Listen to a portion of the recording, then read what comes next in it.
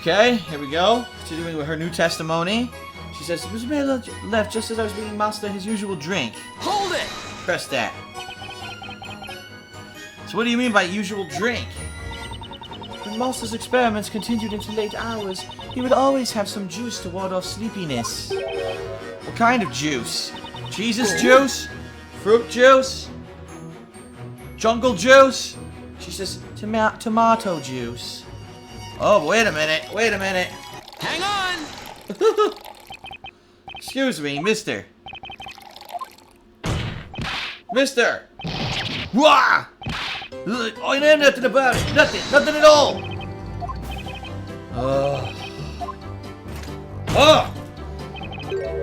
Witness, what have you done this time? Don't give me a scary looky quiz at the bottom. I was only just a bit. Seriously, hardly anything at all. What are you talking about? Huh? What do you think I'm talking about? The juice, the tomato juice, of course. The tomato juice?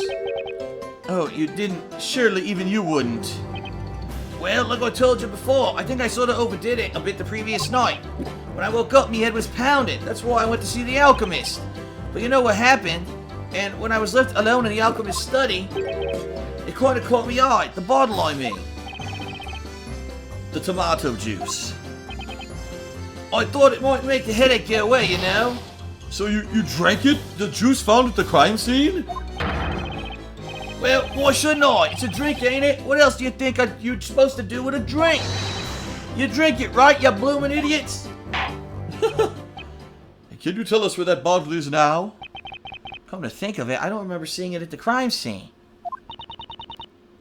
It has been confiscated. Confiscated? As I mentioned previously, the occult crime analysts confiscated all of Master's personal belongings from the crime scene. Is that so? Well, I believe we should take note of that bottle and add it to the court record. I brought to Beldick before his death, and Mir drank some of the juice the following day. Yeah, so there I was having a bit of juice when that girl came round. Oh my god.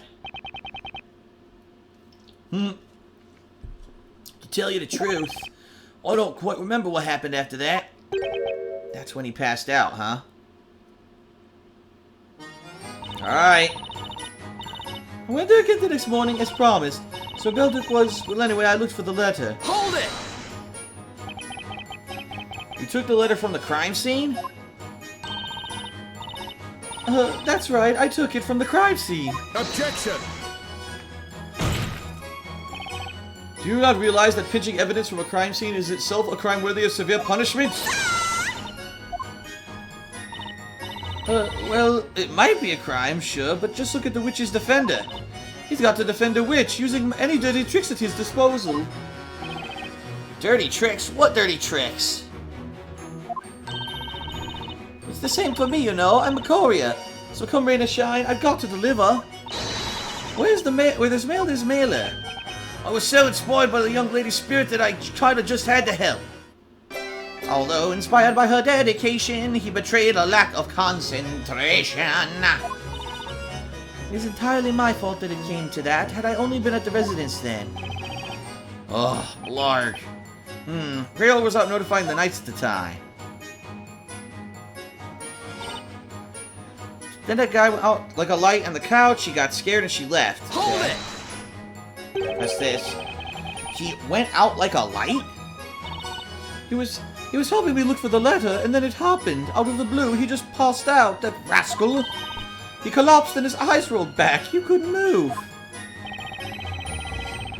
It almost sounds like he died. No such luck, unfortunately. That horrible sound, he was grating his teeth. I thought my ears would explode.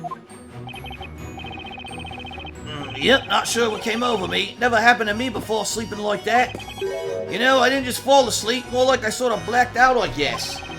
No idea why. Boy, you guys, what do you think? Any ideas? I think it bears no relevance. And here you have my honest answer. No, it does, because guess what? He drank the tomato juice and it knocked him out. So the tomato juice was drugged. Haha! That's why there's no signs of a struggle, because the alchemist had drunk the tomato juice and was unconscious at the time when he was strangled! Whew! Sorry, I got worked up there a little bit.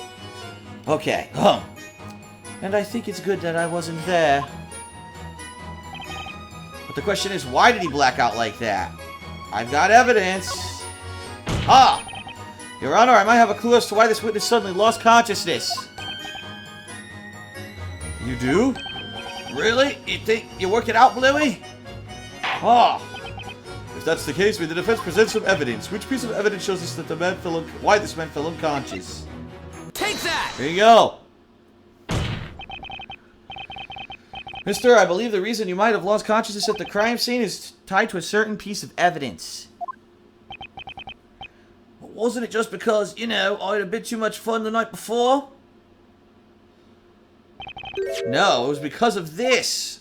The tomato juice? You passed out right after drinking this juice. Therefore, it's not unreasonable to assume that there's a direct connection between the two. Huh! Tomato juice does not make people fall unconscious, Sir Blue Knight. Exactly. That's why something must have been added to the contents of that bottle. Something like a soporific. You mean sleep medicine? And if a soporific was mixed with the tomato juice, excuse me, that means Sir Belduke would have been unconscious at the time he was assailed. Oh! This sketch, have another look. The red liquid trickling down from the victim's mouth is proof that Sir Belduke must have drunk the tomato juice. I had failed to consider this. Crusader Barnum, I bet you remember saying this to the court. Can you imagine anyone just sitting back and letting themselves be strangled? Clearly there should be evidence of a struggle. And since we haven't found any, that must mean the killer erased all traces of a fight from the crime scene. Ha! However, if the victim was unconscious when his assailant was strangling him, then the killer could have committed the crime through the small portal big enough to put their arms around their roll. Oh! That may be so, but tell me this. How could the culprit have managed to obtain such a strong soporific? Oh! It was very simple, and I think you've just realized why. From the alchemist. That's right, an alchemist would no doubt have a wide variety, an array of various medicaments at their possession. And an apprentice would have little trouble stealing some of them for her study. Isn't that right, Miss Grey Earl?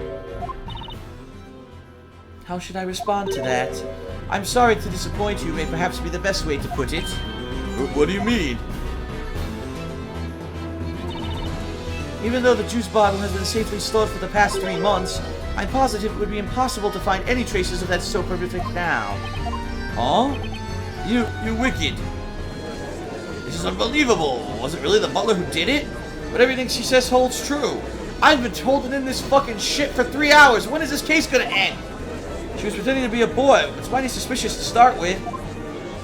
Is she a witch? Does this court ever adjourn for lunch? I'm starving. Uh-oh.